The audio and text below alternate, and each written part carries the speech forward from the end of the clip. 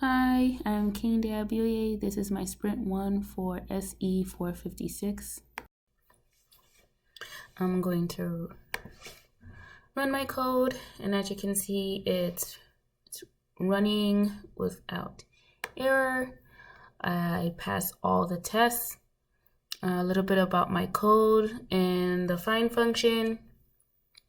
To find the name of the node given as in the parameter, I first store the head node of the active list, and I do that by calling get first, because PO active is of type list base is how I'm able to call get first. As you see, list base is an abstract class, and get first is one of the methods in there.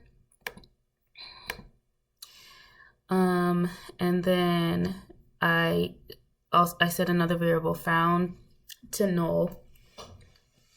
So I traverse the list all the way to the end, trying to find the node. At each node, I store it. I check if the name of that node equals the node I'm looking for. If it does, I break from the loop and return that node. If not, I go to the next node. One thing I did want to mention is that this fill reserved method was the contents of it was in the manager method. I ended up putting it in its separate method because when I was doing the add function, I have to check if the reserve list is empty, and if it is empty, then I have to fill it.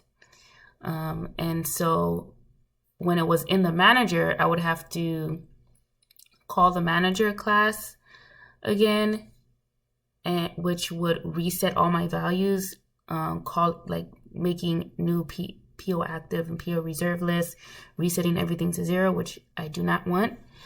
So I ended up putting it in a private helper method. Here is my class diagram. As I said, the reserve and active lists are of type list base in the manager class. And because the SLink manager is of type list base, because the SLink manager is derived from the list base class, that is how I call new for SLink manager, and why I'm able to use the methods there. And for get first, it's able to get the head node because the head node is of type SLink in the SLink manager, which is used